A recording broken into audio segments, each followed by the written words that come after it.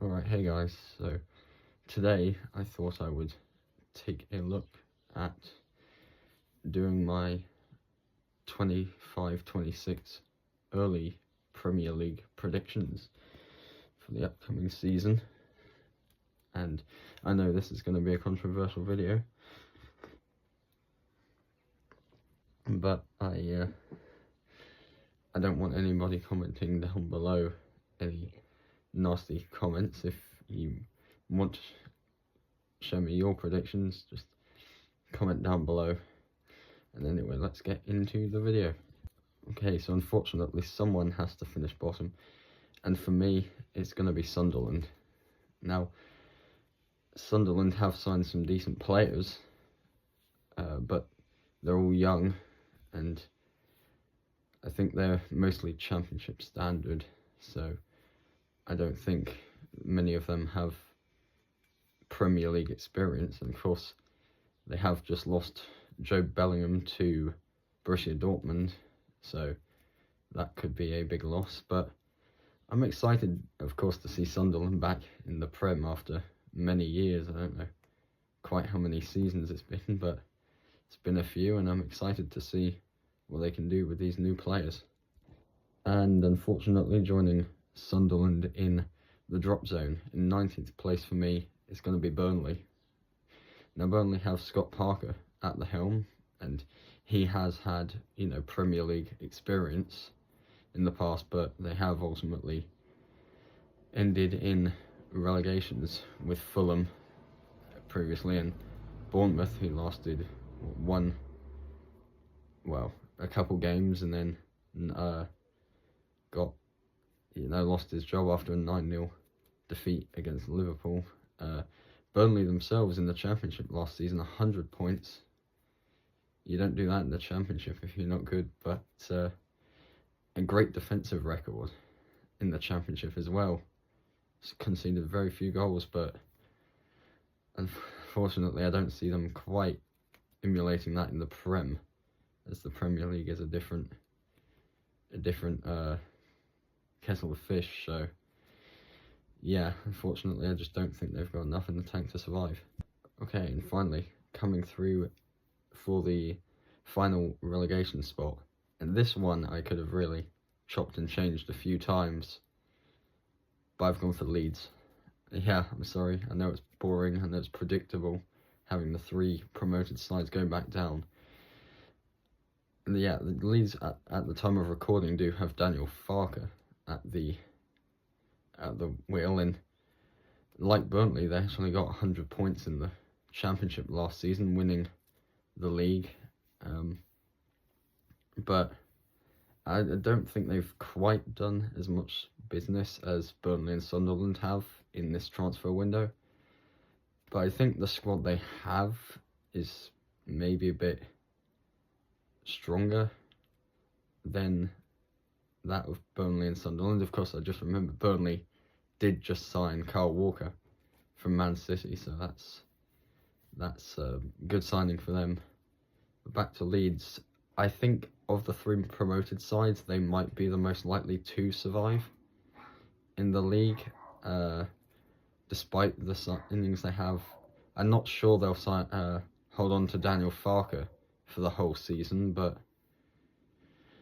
I think whoever they bring in might bring them that close to surviving, but I just don't think they'll quite have enough in the tank to do so. And then we move on to the first team not to survive, and I think 17th place is going to be Wolves.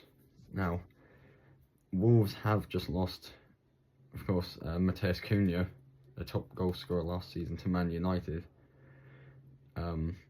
I think they're holding on to Strand Larsen. That could be a good keep for them. I just don't know if they're gonna have enough, to kick on like long term next season. I don't really know who they're gonna bring in.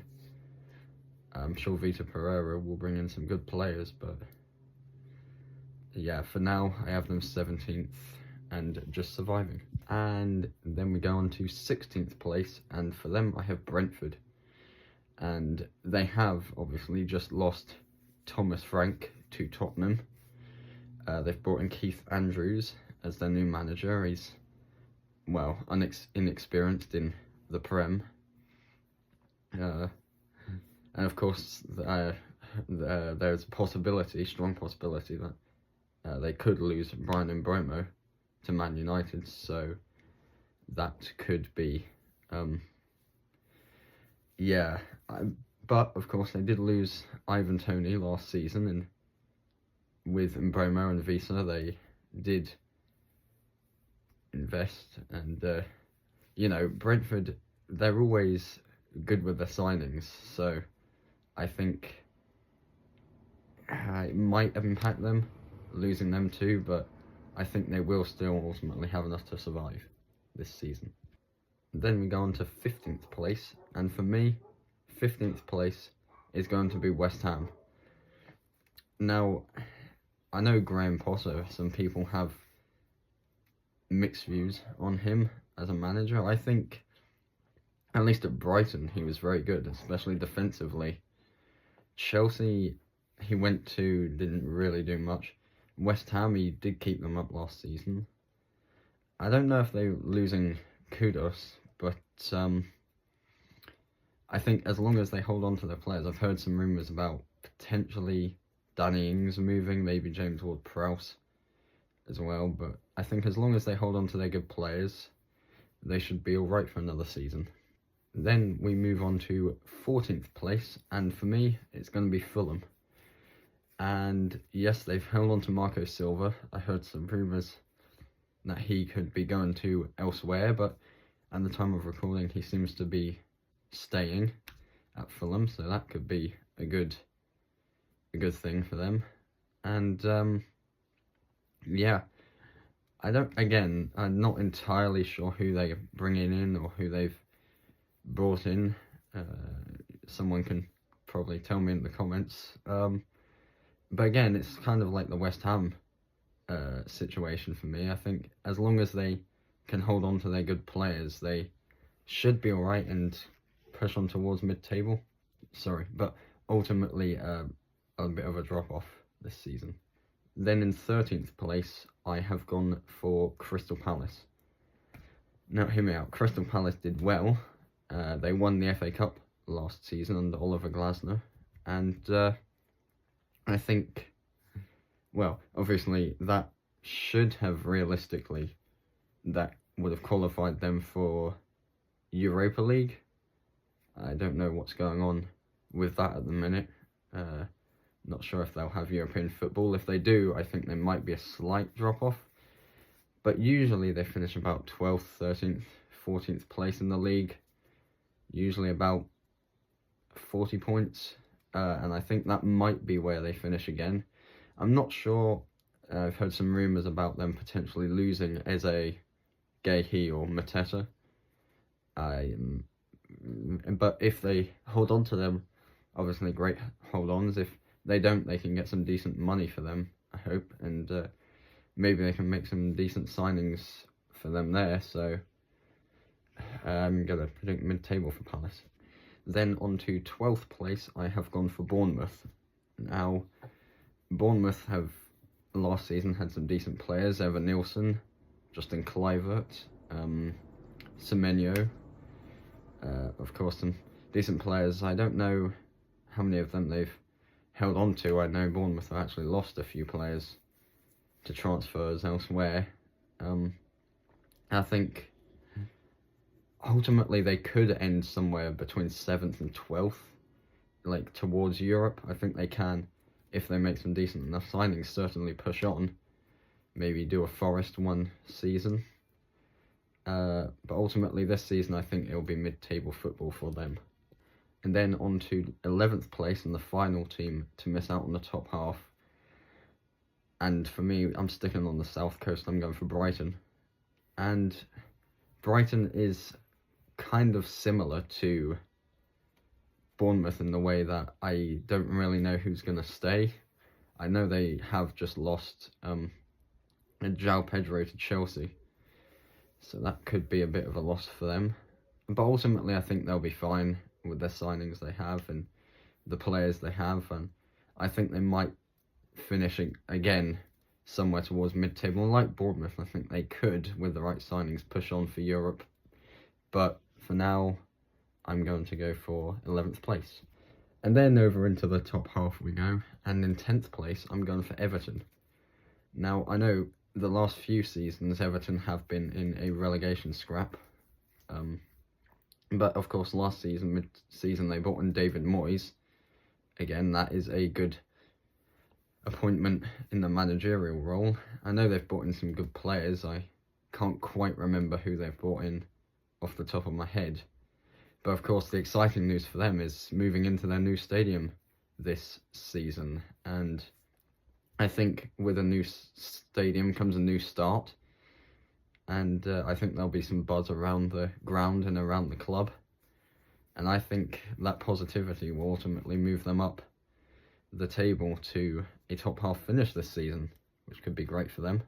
And in 9th place, I have gone for Manchester United, who last season finished 15th in the league, which is like, I think their lowest finish ever in the league. Of course, they need a bit of a rejig, a reshuffle of their players. They've sold a lot of players, like, Rashford went to Villa, of course, and I don't know if he's there anymore, actually. But they sold, like, Højlund.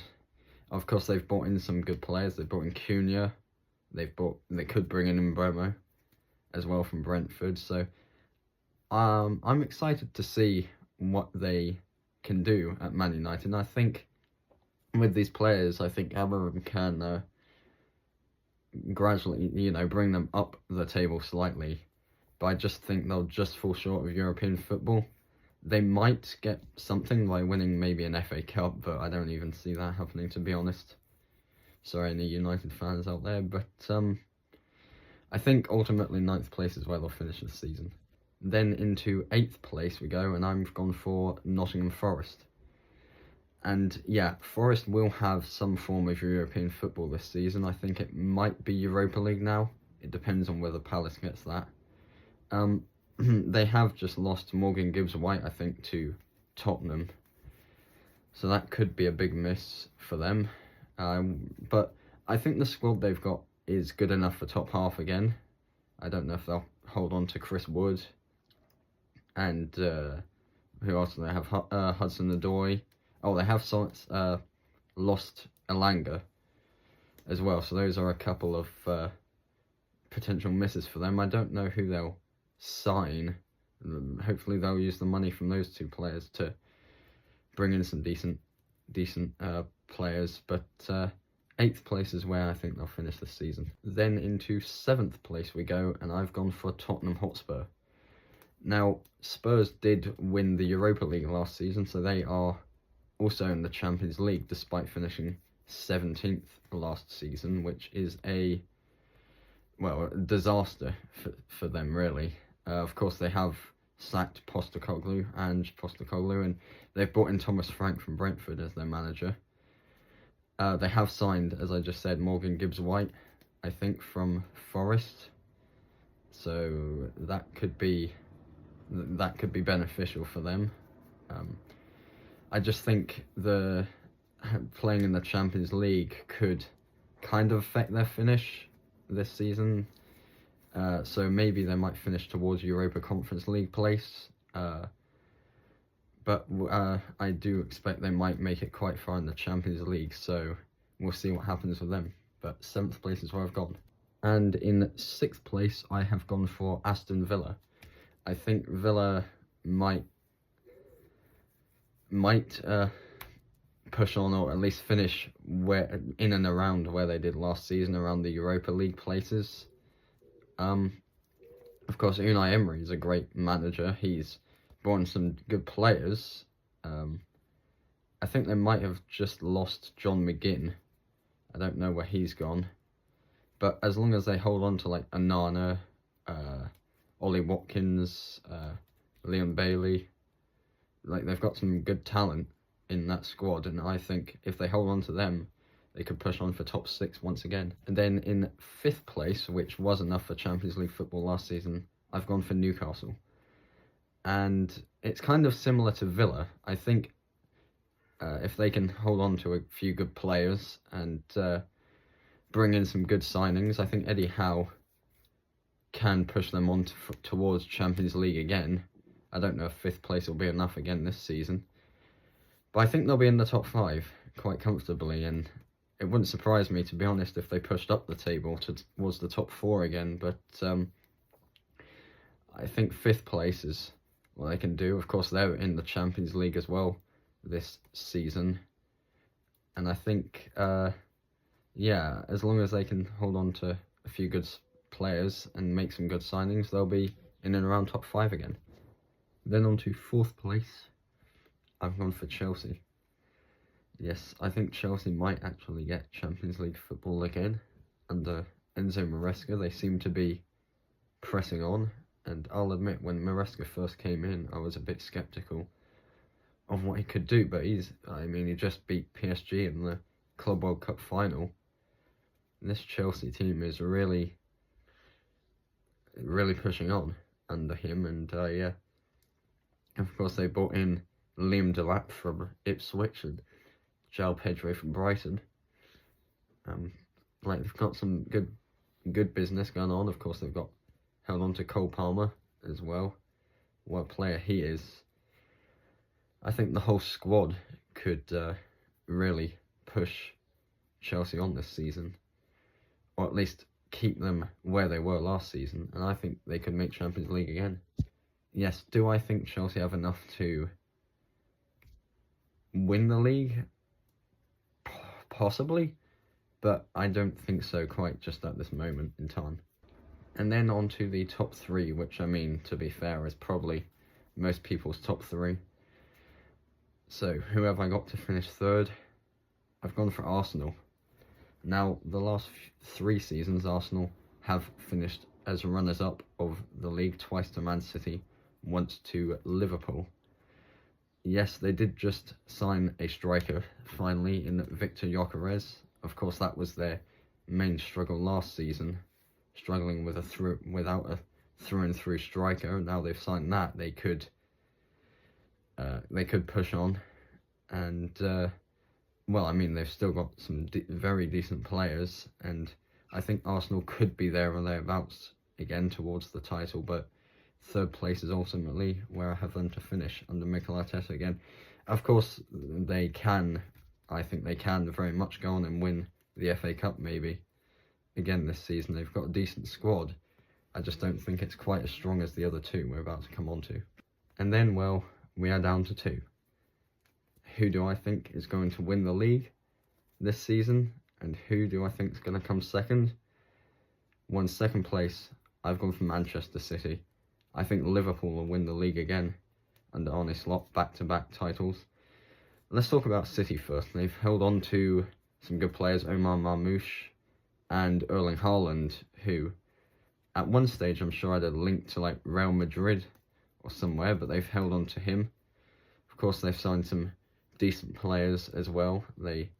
That squad is strong. They had a difficult season last season, but I think this season they might push on again towards, well, maybe winning a trophy, surely, this season. Maybe not the Premier League, but I think they could possibly win the Champions League, maybe. Definitely, I think they have a strong chance to win the FA Cup this season, and yeah, I think City are going to be strong this season. But Liverpool, I mean, who have they brought in? They've brought in Florian Wirtz, and they've brought in Konate as well. Those are a couple of decent signings for them. Of course, I made a short about 11 days ago about them, the sad passing of Diogo Jota. He's gonna be a real miss for them. Very good player, and again, rest in peace, Jota. I hope. Well, but Liverpool, I think they're strong enough to win the league this season again, and who knows? I mean, they could go on and win another Champions League, or maybe the FA Cup again. But I think the league is definitely probably theirs. I think they may have probably sewn that up. I think they have, personally. I think they have made the best transfer business of this transfer window, and I think, yeah, they might have enough to go on and win the league. And that wraps it up, guys. My entire 20th to 1st, maybe early Premier League predictions. I might go back and revisit this closer towards the start of the season, when all the business and transfers have gone through. But again, if you want to comment your own predictions, make sure to do that. And I'll see you. I think I might do the Championship predictions some point next week. Yeah, I hope you enjoyed the video, and I'll see you later.